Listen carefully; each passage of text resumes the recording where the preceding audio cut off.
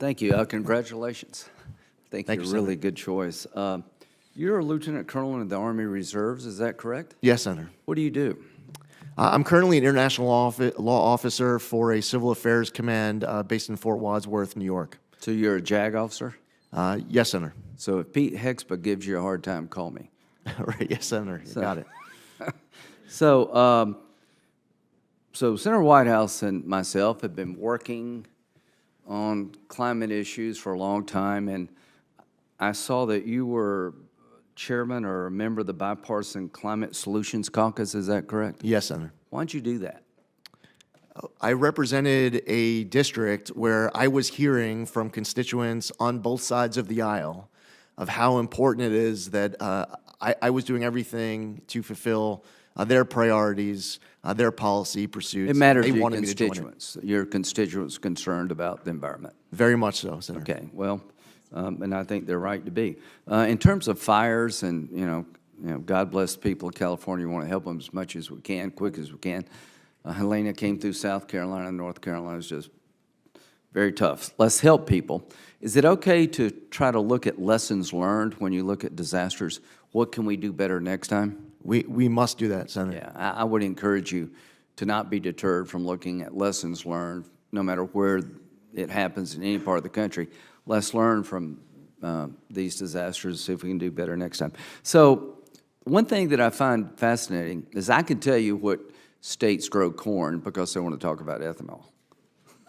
I can tell you exactly when you have the Senator from Wyoming saying natural gas is clean, she's right. But why is she saying that? Because the truth is America has become environmentally sensitive. We want to lower emissions, but we don't want to wreck our economy. And it doesn't matter what we do if other people don't play the same game.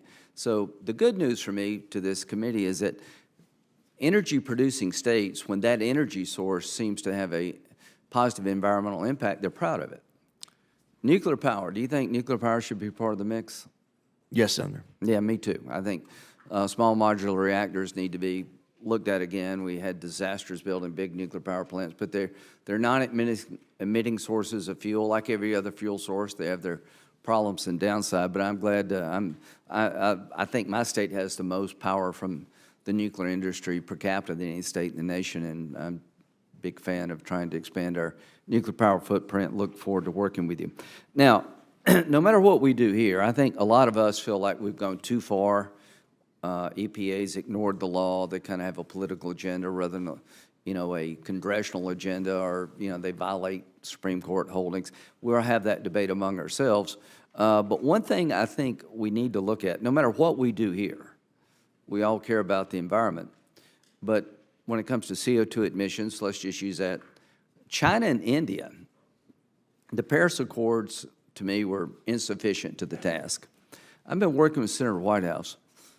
How can you get big economies like China and India to adopt better practices? Tariffs have, if you're a tariff person, your ship has come in. We have tariffs on everything and everybody, apparently. But one of the things that Senator Whitehouse and I have been talking about is a carbon pollution fee, tariff, call it whatever you want, that if you're in China and you're making steel and you have the worst business practices, you're in India, you have really basically no environmental practices at all. Europe and the United States were trying to have responsible manufacturing and energy extraction, trying to be environmentally sensitive, realize we've got to run an economy. What should we do about China and India?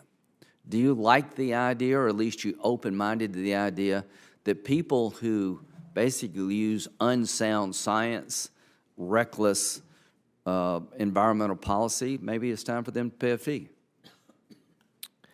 Well, Senator, and thank you for your service as well. As you remember, learning about the DIME principle as an officer in the military, we have multiple instruments of national power. So putting aside the M, military, we have instruments of national power of multilateral, bilateral diplomacy, information operations, and economic pressure.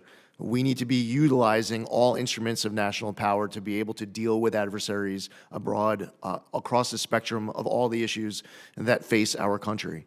With regards to specific policies, and you brought this up, your work with Senator Whitehouse on this issue when we met in your office, and I know that this is important to both of you. Ultimately, this is a matter for Congress to decide in what direction Congress wants to see this country go as far as writing laws and Do creating you agree programs. with the concept that we need to push China and India? I mean, they have an advantage. They're not playing the same game that Europe and the United States is playing, and I think it's a game we should all be playing. Are you open-minded to push them to do better? Yes, Senator.